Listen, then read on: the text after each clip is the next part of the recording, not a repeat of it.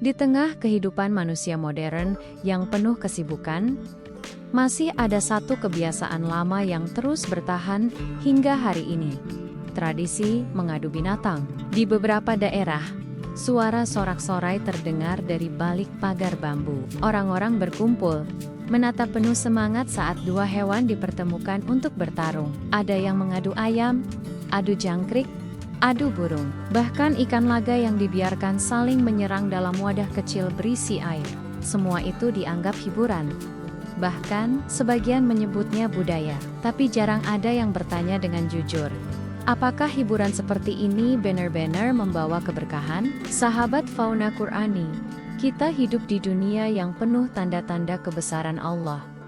Setiap makhluk yang bernyawa, baik besar maupun kecil, adalah ciptaan yang diciptakan bukan tanpa tujuan. Ayam berkokok di pagi hari bukan sekadar kebiasaan. Ia sedang mengingatkan manusia untuk bangun dan mengingat penciptanya. Jangkrik yang bersuara di malam hari bukan sekadar serangga pengganggu, tapi makhluk yang juga bertasbih dengan caranya. Burung berkicau, ikan berenang, semuanya tunduk kepada aturan Allah yang Maha menghidupkan. Maka, apa jadinya bila makhluk-makhluk yang bertasbih itu dijadikan alat pertarungan demi kesenangan manusia? Banyak orang berkata, ini hanya hiburan rakyat, tidak perlu dibesar-besarkan. Namun justru di sanalah ujian hati manusia berada. Hiburan yang membuat tawa sesaat, bisa jadi menyisakan dosa yang panjang. Rasulullah mengingatkan dalam sabdanya, barang siapa yang menyayangi makhluk di bumi, maka yang di langit akan menyayanginya. Kalimat ini tidak hanya indah, tapi juga dalam maknanya, kasih sayang manusia kepada makhluk lain menjadi ukuran kasih sayang Allah kepadanya. Coba bayangkan, seekor ayam jantan, jangkrik kecil, atau ikan laga tidak pernah tahu apa itu pertarungan. Mereka hanya ingin hidup damai di tempatnya masing-masing. Tapi manusia, dengan akalnya yang lebih tinggi, justru mempertemukan mereka dalam arena sempit. Di situ mereka saling melukai, bahkan mati. Sementara manusia menonton dengan sorak-sorai. Kadang ada yang memasang taruhan, uang berpindah tangan, dan dosa menjadi semakin dalam. Betapa ironisnya, hewan yang tidak berdosa dipaksa bertarung, sedangkan manusia yang menyaksikannya justru menumpuk dosa dengan kesadaran penuh. Islam tidak pernah melarang manusia mencari hiburan, tapi Islam mengatur agar hiburan tidak menghapus kasih sayang.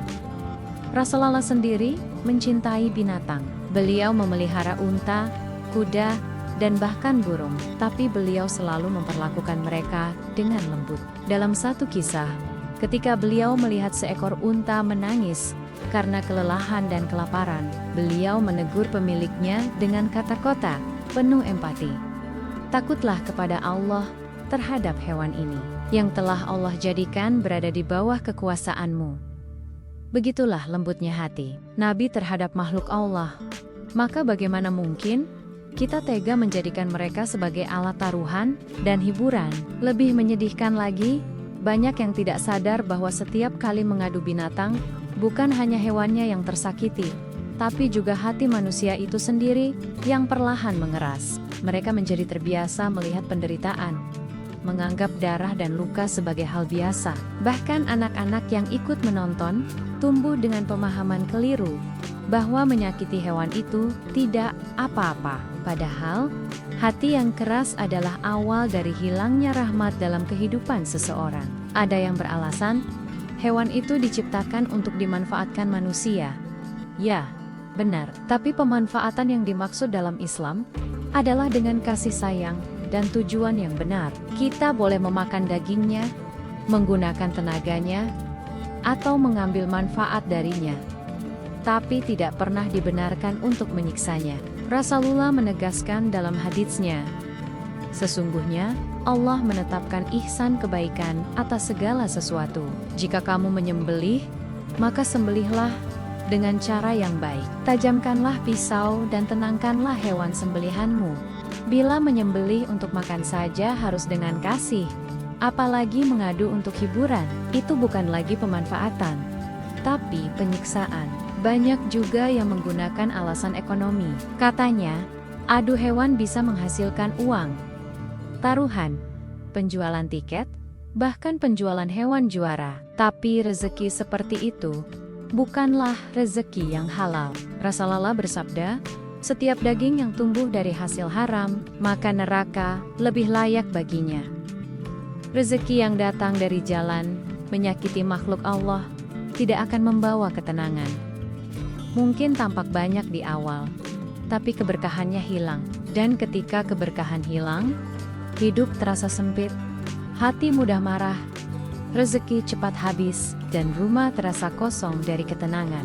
Sahabat fauna Qur'ani, Allah menciptakan hewan bukan hanya sebagai bagian dari ekosistem, tapi juga sebagai cermin bagi manusia. Lihatlah bagaimana burung hidup dengan pasangannya, bagaimana kucing menyayangi anak-anaknya, bagaimana gajah melindungi kawanannya. Semua itu mengajarkan kasih, kesabaran, dan persaudaraan. Tapi manusia, dengan segala kelebihannya, terkadang justru lupa belajar dari mereka. Mengadu hewan berarti menghapus nilai kasih dari ciptaan yang seharusnya dijaga. Dalam surah Al-An'am 38, Allah berfirman, dan tidak ada seekor binatang pun di bumi, dan burung yang terbang dengan kedua sayapnya, melainkan mereka adalah umat seperti kamu. Ayat ini begitu indah, menunjukkan bahwa hewan pun termasuk umat Allah. Mereka punya peran dan kehormatan di sisinya. Mereka beribadah, mereka bertasbih, mereka tunduk pada perintahnya. Maka, bila manusia menyakiti mereka tanpa sebab, itu bukan hanya kezaliman pada makhluk, tapi juga bentuk pelecehan terhadap ciptaan Allah. Mengadu hewan juga melatih nafsu serakah dalam diri manusia. Rasa ingin menang, ingin kaya, ingin diakui, semuanya berpadu menjadi candu. Disitulah setan berbisik halus, membuat dosa terasa ringan, dan hiburan tampak seolah wajar. Inilah jebakan yang berbahaya. Setan tidak selalu datang dalam rupa yang menakutkan. Kadang, ia datang dalam bentuk tradisi yang diwariskan turun-temurun. Padahal, tradisi seharusnya menjadi alat kebaikan, bukan pembenaran untuk dosa. Rasulullah datang di masa yang penuh tradisi, tapi beliau tidak menghapus budaya. Beliau menyucikannya. Budaya yang membawa rahmat dibiarkan hidup, tapi yang membawa mudarat ditinggalkan. Maka, bila sebuah tradisi membuat makhluk Allah menderita, sudah seharusnya kita tinggalkan dengan penuh kesadaran. Islam mengajarkan keseimbangan. Bila ingin berlomba, kita bisa mengubah arah lomba itu. Dari adu hewan menjadi lomba perawatan terbaik, keindahan, atau ketangkasan tanpa menyakiti. Domba bisa diadu gemuk, ayam bisa dilatih untuk ketangkasan tanpa perkelahian, burung bisa dilombakan suaranya, bukan luka di sayapnya. Itulah cara Islam mengubah dosa menjadi amal. Rasulullah pernah bersabda bahwa seorang wanita masuk neraka karena menelantarkan seekor kucing. Ia tidak memberinya makan, dan tidak pula melepaskannya untuk mencari makan sendiri. Hanya karena seekor kucing, seorang manusia kehilangan rahmat Allah. Maka bagaimana dengan orang yang sengaja menyiksa hewan untuk hiburan? Ada juga kisah sebaliknya. Seorang pelacur diampuni dosanya hanya karena memberi minum seekor anjing yang kehausan. Itulah kasih Allah yang luas. Dari sini kita belajar bahwa setiap tindakan terhadap hewan, sekecil apapun, memiliki makna besar di sisi Allah. Menyayangi mereka bisa membuka pintu surga, sedangkan menyakiti bisa menjadi jalan menuju murkanya. Sahabat fauna Qur'ani, manusia sering merasa paling tinggi derajatnya di bumi, tapi Allah menilai bukan dari kekuatan atau kekayaan, melainkan dari kasih sayang dan ketakwaan. Orang yang menolong makhluk lemah sesungguhnya sedang menolong dirinya sendiri. Karena setiap perbuatan baik akan kembali kepada pelakunya, dan siapa yang menindas, maka penindasan itu pun akan kembali padanya.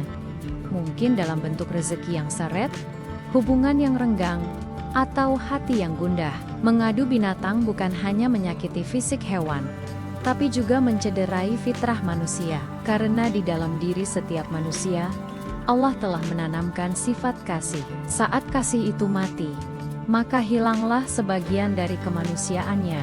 Maka, Marilah kita renungkan, apakah layak tawa kita dibangun di atas penderitaan makhluk yang tak bisa bicara? Apakah layak kita menyebut hiburan sesuatu yang membuat makhluk Allah berdarah-darah? Bila kita jujur pada hati, jawabannya jelas.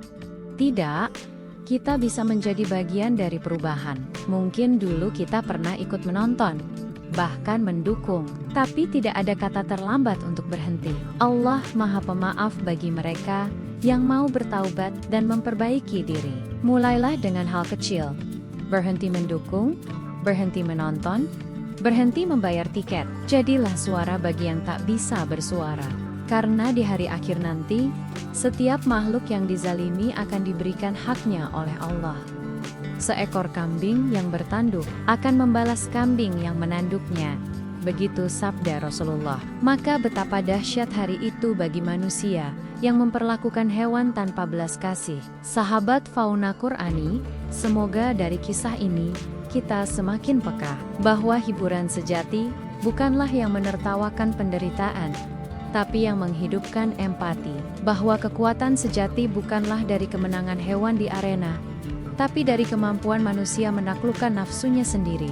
Dan bahwa keberkahan sejati tidak datang dari uang taruhan, tapi dari rezeki halal yang lahir dari kasih. Semoga setiap hewan yang pernah disakiti mendapatkan rahmat Allah, dan setiap manusia yang berhenti dari dosa ini mendapatkan ampunan dan keberkahan. Karena di mata Allah, kasih sayang tidak pernah sia-sia. Sekecil apapun bentuknya, pasti akan dibalas dengan kebaikan yang lebih besar.